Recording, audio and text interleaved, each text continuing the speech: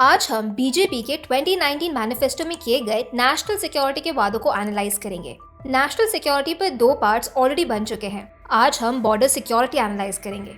BJP के 2019 manifesto में लिखा था कि बॉर्डर सिक्योरिटी बढ़ाने के लिए इंफ्रास्ट्रक्चर बनाया जाएगा। क्या सरकार इसमें सक्सेसफुल हुई? इंडिया चाइना बॉर्डर के ईस्टर्न सेक्टर यानी अरुणाचल प्रदेश से शुरू करते हैं। तवांग अरुणाचल प्रदेश में है और टिबेटन्स के लिए बहुत इंपॉर्टेंट साइट है। जब तक तवांग भारत के कंट्रोल में है तब तक भारत का टिबेट के इशू में लेजिटिमेट स्टेक है। इसको समझने के लिए हमें दलाई लामा की हिस्ट्री में जाना पड़ेगा, पर यह वीडियो टिबेट पर नहीं है। इसलिए चाइना तवांग को लेना चाहता है और राजीव गांधी के टाइम से चाइना हर साल तवांग सेक्टर में इंट्रूड करता है ताकि वो इस एरिया के साथ डिस्प्यूटेड टेरिटरी का टैग अटैच रखे। भारत के स्वतंत्र होने के इतने डेकेड्स बाद भी तवांग और बाकी के भारत के बीच कोई भी ऑल वेदर कनेक्टिविटी नहीं थी। तवांग पहुंचने के लिए सेला पास और नीचीपू पास के थ्रू जाना पड़ता था। दोनों विंटर्स में बंद हो जाते थे और तवांग कट ऑफ हो जाता था। समर्स में अगर सेला पास से मिलिट्री मूवमेंट होती भी तो चाइना को पता चल जाता, क्योंकि चाइना अपनी साइड से सेला पास को आसानी से देख सकता है। 2020 तक सेला टनल और नीचीपू टनल पर काम शुरू हो गया और 2023 तक बीआरओ ने यह काम पूरा कर दिया। तवांग के अलावा बाकी के अरुणाचल प्रदेश में भी लास्ट माइल कनेक्टिविटी होना बहुत जरूरी है। 2022 में सरकार ने अरुणाचल फ्रंटियर हाईवे का प्लान अप्रूव कर दिया।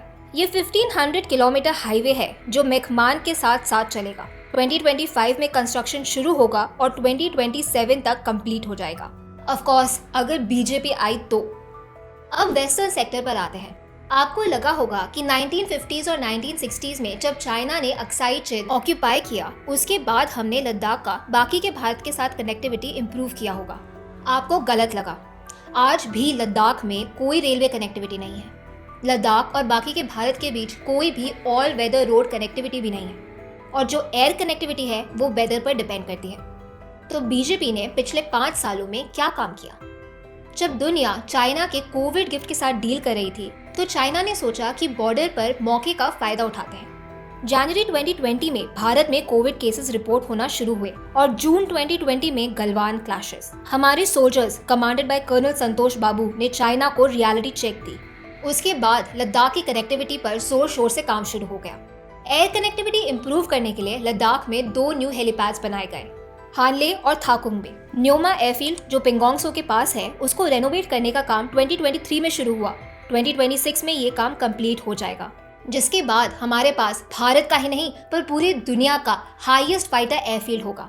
इसको बना रहा है the one and only border road organisation. Daulat Beg Oldi यानी डीबीओ को भी रेनोवेट किया जा रहा है।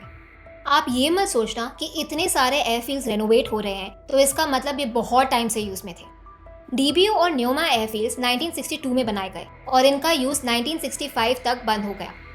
2008 में चाइनीज इंकर्जन्स बहुत बढ़ गई और जैसा आपको पता है लद्दाख का कोई भी ऑल वेदर कनेक्टिविटी नहीं था।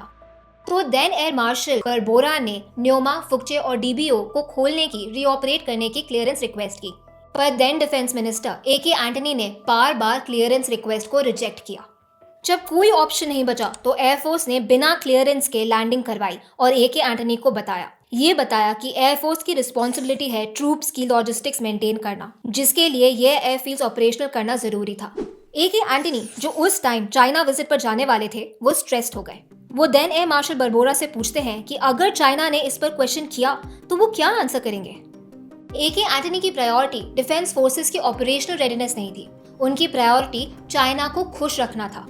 जब एयरफोर्स ने राफेल मांगे तो ए.के. एंटनी ने कहा कि हमारे पास पैसे ही नहीं है। I told the delay is mainly negotiation is going on because of the shortage of money. This financial year don't expect any finalization of the agreement. देख रहे हो कितना खुश है। ए.के. एंटनी की सिर्फ एयरफोर्स के साथ प्रॉब्लम नहीं थी, इंडियन नेवी के साथ भी थी। इसके बारे में और जानने के लिए आप ऊपर लिंक वीडियो को देख सकते हैं। एयर कनेक्टिविटी वेदर पर डिपेंड करती है, तो क्या सरकार ने ऑल वेदर कनेक्टिविटी बनाने पर काम किया? अभी ले पहुंचने के 2 रास्ते हैं, मनाली ले एक्सेस और श्रीनगर ले एक्सेस। दोनों रास्ते पासेस के थ्रू जाते हैं, इसलिए विंटर्स में बंद हो जाते हैं और लद्दाख कट ऑफ हो जाता है। मनाली ले एक्सेस पर 4 पासेस हैं, रोहतांगला, बारालाचाला, लचुंगला और तांगलांगला। इसमें से सिर्फ एक रोहतांगला में टनल बना है, अटल टनल। बाकी पासेस में टनलिंग का काम भी शुरू नहीं हुआ। दूसरा एक्सेस है श्रीनगर ले एक्सेस, जिसमें सिर्फ एक पास है, जोजिला। ये ठंड में 3 से 4 महीने बंद हो जाता है। जोजिला टनल पर काम 2021 में शुरू हो गया था और 2026 तक काम खत्म हो जाएगा। इससे all weather Srinagar to Leh road connectivity बन जाएगी। एक थर्ड रोड जो मनाली और लेह को कनेक्ट करेगी, उस पर काम चल रहा है। इस रास्ते में सिर्फ 2 पास आते हैं, रोहतांगला जिस पर अटल टनल बन चुका है और शिकुनला जिस पर शिकुन टनल बन रहा है। इस पर काम 2023 में शुरू हो चुका है और 2026 तक ये पूरा हो जाएगा, जिसके बाद दुनिया का हाईएस्ट टनल भारत में होगा। ये भी बॉर्डर रोड ऑर्गेनाइजेशन द्वारा बनाया जा रहा है। बीजेपी ने इंडिया चाइना बॉर्डर इंफ्रास्ट्रक्चर पर काम किया है, पर क्या इंडिया पाकिस्तान बॉर्डर पे कुछ डेवलपमेंट हुई?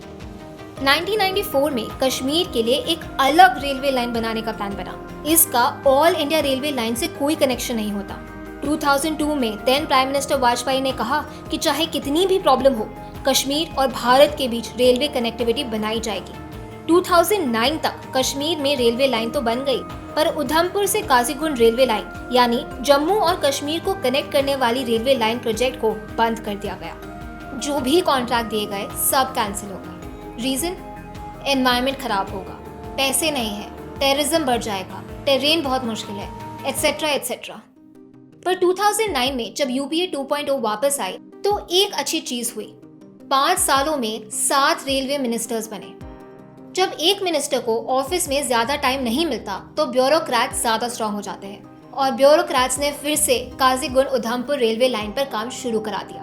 2013-14 तक उधमपुर कटरा लिंक और बनिहाल काजीगुंड लिंक बन गई और फिर आई मोदी गवर्नमेंट। कटरा बनिहाल लिंक पर काम शुरू हुआ। ये 111 किलोमीटर लंबा स्ट्रेच है जिसमें 97 किलोमीटर टनल से बना है और इन टनल्स को कनेक्ट करते हैं 37 ब्रिजेस। इन्हीं में से एक ब्रिज है चेनाब ब्रिज, जो दुनिया की हाईएस्ट रेलवे ब्रिज है, वो ही जिसका कंपैरिजन आईफल टावर की हाइट से किया जाता है। 2024 में संगलदान बनिहाल लिंक रेडी हो चुका है और 2024 के एंड तक कटरा संगलदान लिंक भी कंप्लीट हो जाएगा। मतलब बीजेपी ने एलओसी और एलएसी दोनों साइड पर काम किया है। जब भारत इंडिपेंडेंट हुआ तो हमारे पास बहुत स्ट्रॉन्ग डिफेंस फोर्सेस थी। उनके पास वर्ल्ड वॉर में भी लड़ने का एक्सपीरियंस था, पर स्वतंत्रता के बाद डिफेंस फोर्सेस पर ज्यादा ध्यान ही नहीं दिया गया। कुछ लीडर्स का मानना था कि कोई भी देश भारत पर अटैक नहीं करेगा, इसलिए हमें डिफेंस फोर्सेस की स्ट्रेंथ कम कर देनी चाहिए। तो कुछ ऐसे लीडर्स थे जो भारत से ज्यादा चाइना को लॉयल थे, इसलिए टाइमली टेक्नोलॉजिकल और इंफ्रास्ट्रक्चर इंप्रूवमेंट नहीं हो पाया। पिछले 10 सालों में हमने एक्सपोनेंशियल इंप्रूवमेंट देखी है और अगले 10 साल कम से कम सेम ग्रोथ रेट मेंटेन होनी चाहिए। आपको क्या लगता है, 2004 से 2014 के बीच की प्रोग्रेस बेटर थी या 2014 से 2024 के बीच? इस बार आप किसे वोट करेंगे? जय भारत।